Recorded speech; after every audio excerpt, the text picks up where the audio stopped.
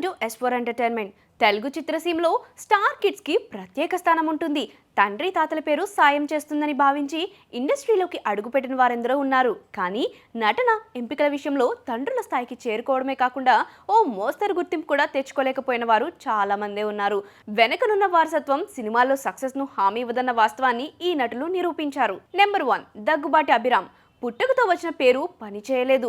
దగ్గుబాటి కుటుంబం తెలుగు సినిమా ఇండస్ట్రీలో mega house, Ramanaidu లాంటి దిగ్గజ నిర్మాత వారసుడిగా అభిరామ్ ఇండస్ట్రీలోకి ఎంట్రీ ఇచ్చాడు. కానీ మొదటి సినిమా అహింస నుంచే నెగిటివ్ టాక్ వచ్చి అతడి కెరీర్ను దెబ్బతీసింది. రానాలాగా సక్సెస్ను అందుకోలేకపోయాడు. నెంబర్ 2 అల్లు శిరీష్. స్టైలిష్ ఫ్యామిలీలో సాధారణ కెరీర్. అల్లు అరవింద్ కొడుకుగా వచ్చిన శిరీష్కి సపోర్ట్ తప్పదని అందరూ భావించారు. అయితే గౌరవం వంటి ప్రయోగాత్మక చిత్రాలతో మొదలుపెట్టి కొన్ని కమర్షియల్ సినిమాలు చేసినా ఎక్కడా స్థిరపడలేకపోయాడు. స్టార్ ఇమేజ్ కూడా దక్కలేదు. Number 3 Bellamkonda brothers. బ్యానర్ ఉన్న బ్రాండ్ కాలేదు.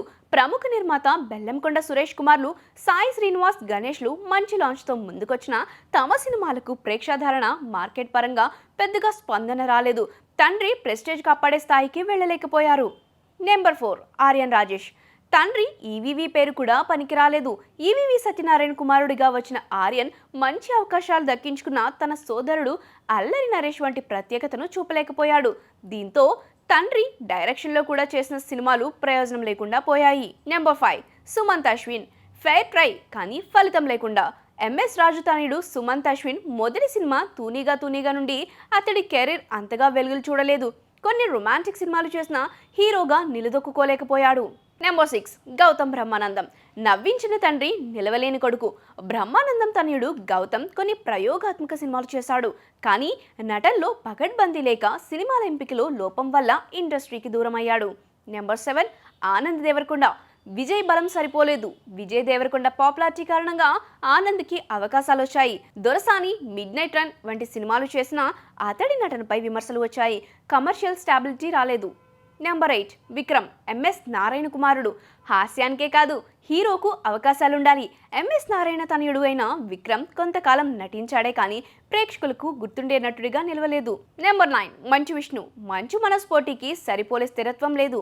మోహన్ బాబు వారసులు ఇండస్ట్రీలో అడుగు పెట్టినప్పటికీ పెద్ద హిట్స్ లేకపోవడం, నటనలో వరుస తప్పిదాలు వీరిలో స్టార్డమ్ దూరం చేశాయి. నెంబర్ 10 అక్కినేని అఖిల్. కింగ్ కొడుకు అయిన ఆ స్థాయి ఎక్కడా? నాగార్జున కుమారుడుగా అఖిల్ టాలీవుడ్కి ఎంట్రీ ఇచ్చాడు. కానీ Akhil, hello, most eligible bachelor వంటి సినిమాలు మిశ్రమ ఫలితాలను మూటగట్టుకున్నాయి. స్టార్ ఇమేజ్ మాత్రం దూరంగానే ఉంది. Number 11 mega family. అందరికీ చిరు ఫాలోయింగ్ రావడం కాదు, మెగా ఫ్యామిలీలో వరుణ్ తేజ్, సాయి ధరమ్ తేజ్, వైష్ణవ్ తేజ్ లాంటి వాళ్ళు తాము చేసిన కొన్ని సినిమాల వల్ల గుర్తింపు తెచ్చుకున్న వారు చిరంజీవి, పవన్ కళ్యాణ్ స్థాయికి ఎప్పటికీ చేరలేకపోయారు. వారి కెరీర్ కూడా ఆట్లపోట్ల మధ్యనే సాగుతూ ఉంది. Number 12 Ramesh Babu. Super star కుమారుడు కానీ సినీ వేదికపై నిశ్శబ్దం. కృష్ణ కుమారుడుగా తెరపైకి వచ్చిన రమేష్ బాబు కెరీర్ పెద్దగా నడవలేదు. మేజర్ మైల్ స్టోన్ లేక నిర్మాతగా మారిపోయారు. వెనకన ఉన్న వారసత్వం ఒక తలుపు మాత్రమే. ఆ తలుపు తెరవగలిగిన లోపల నిలబడే శక్తి, ప్రేక్షకులను ఆకట్టుకునే ప్రతిభ లేకపోతే ఇండస్ట్రీ ఆదరించదు. ఇది నిరూపించే జాబితా. ఇది స్టార్ కిడ్స్ అని సరిపోదు. స్టార్ అవ్వాలంటే వాళ్లకున్న కష్టం, టాలెంట్, ఎంపికలే కీలకం.